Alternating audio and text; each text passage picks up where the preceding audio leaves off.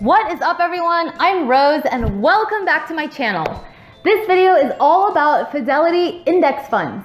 I'm going to talk about which of Fidelity's index funds are the best ones to invest in, and I'm also going to show you how and where to buy them. Index funds are a great way to get started investing safely without doing hours and hours of research on individual stocks. They're the best way to create a diversified investment portfolio that grows your money big time over the long run.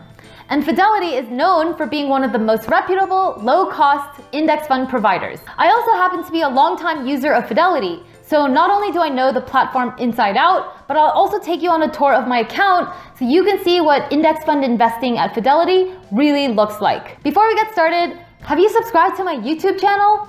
If not, what are you waiting for? My channel is all about investing for beginners, and you're gonna learn a ton about being smart with your money. So make sure to subscribe and hit the notification bell for new videos like this every week. So let's get right into it. First, I'm going to talk about the most important criteria to look for before investing in Fidelity index funds. And then I'm going to give you a list of the best Fidelity index funds that meet this criteria.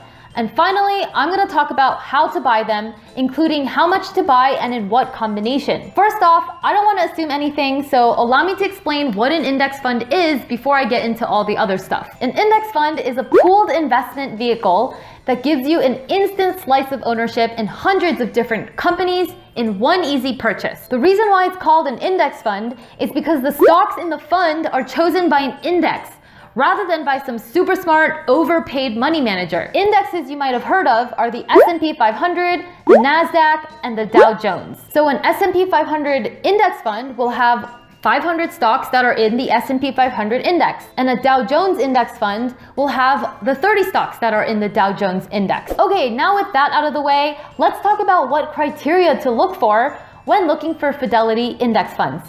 And index funds in general. There's a couple of things you want to look at when buying any index fund. And the first thing is the expense ratio. The expense ratio is how much money is being skimmed off the top from your investment every year. In other words, it's an annual fee for investing in the fund. If you want to avoid paying this fee, your only other alternative would be to go out and buy every single stock in the fund yourself. And that's obviously not feasible, so I certainly don't mind paying a fee to the index fund to do all that work for me. That being said, I want to keep this fee as low as possible. What can I say? I'm cheap. A good rule of thumb is to look for an expense ratio of under 0.2%. For example, let's look at the Fidelity Total Market Index Fund, or FSKAX. If you invested $1,000 in this fund, you'd pay an annual fee of only 15 cents. Peanuts! However, if you invested in this fund, the Fidelity Women's Leadership Fund, your annual fee would be 1.12%, or $11.20 a year. Doesn't sound like a huge difference, but compounded over time,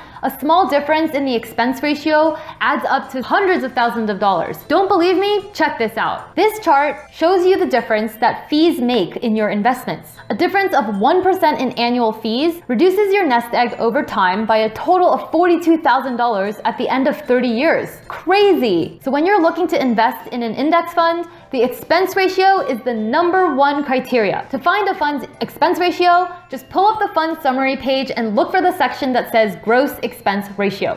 Again, you're looking for funds with an expense ratio of 0.2% or less. The second criteria to look for is automatic reinvestment of your dividends. Let me explain. When you invest in the stock market, you get dividends monthly or quarterly. And every time you get a dividend deposit, you don't want that cash to just sit there. You want to use that cash to buy more stocks. That way, you can make money on your money. Your dividends buy you more stocks, which in turn pays you more dividends, which you use to buy more stocks, and so on and so forth. That's called compound interest, and oh my god, it's like the best thing ever. This chart shows you the difference between reinvesting your dividends and not reinvesting your dividends. If you invested $100,000 to start, and then you reinvested your dividends like I told you to do, you'd have over $152,000 today. But if you didn't reinvest your dividends, you'd only have $81,000. Moral of the story, reinvest your dividends. And the way to do that is by investing in Fidelity index funds that are mutual funds, not ETFs. Index funds come in two forms, mutual funds and ETFs. For example, you can invest in an S&P 500 mutual fund or an S&P 500 ETF. They're both index funds, and the end result is that you'll own a slice of the S&P 500 index with either one, but the only difference is that the S&P 500 mutual fund index fund does automatic dividend reinvestment for you, whereas the ETF doesn't. You don't get dividend reinvestment with ETFs. So the second criteria to look for when buying index funds is to make sure that it's a mutual fund, not an ETF. Okay, now for the third criteria, transaction fees. Transaction fees are whatever the fund charges you to buy into the fund and also to sell out of the fund. Some funds charge you for both, other funds don't charge you for either, and it all depends. Obviously, we're gonna go for the funds that don't charge you anything, right? We're looking for free 99. The good news is if you have an account at Fidelity, you're not gonna pay any transaction fees to buy any of their mutual funds. But if you have an account at Vanguard, for example, they'll probably charge you say like $50 or something crazy if you want to buy a Fidelity fund. So again, transaction fees aren't a concern for you if you're buying in-house funds. In other words, you have a Fidelity account and you're buying Fidelity funds. But outside of that, you'll probably deal with some hefty transaction fees. Okay, and now for the best Fidelity index funds. First of all, these are all mutual funds, so no ETFs on this list. And second of all, this list of funds is not an explicit recommendation to buy. It's just a resource to help you jumpstart your research. So with that disclaimer out of the way, here we go. For domestic stocks, the Fidelity Total Market Index Fund has an expense ratio of 0.015%. And for international stocks, the Fidelity International Index Fund, or FSPSX, is a good way to go.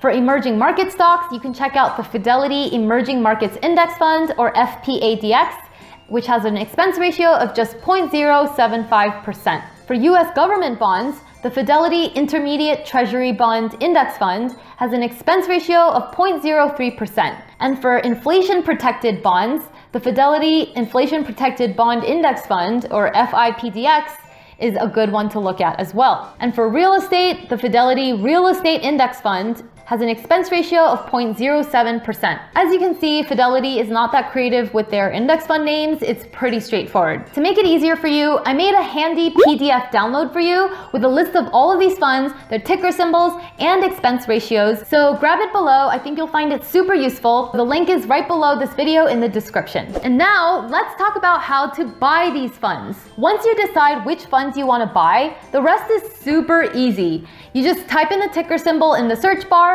pull up the fund summary page, and then click buy. But in the little trade window that pops up, you'll see that you need to specify a dollar amount. All of the funds I mentioned here don't have any investment minimums, so you can literally buy $1 if that's all you have. But assuming you have more than $1 to invest, the question you need to ask yourself now is how much to buy of each fund. In other words, what asset allocation you want. Asset allocation is the particular mix of investments that you have in your portfolio. And it's the #1 decision you need to make before you pull the trigger on any of these Fidelity index funds. For example, if you have $10,000 of investments and $5,000 is in stock funds and the other $5,000 is in bond funds, then your asset allocation is 50% stocks, 50% bonds. Generally, the longer your time horizon, the more you want to have in stocks.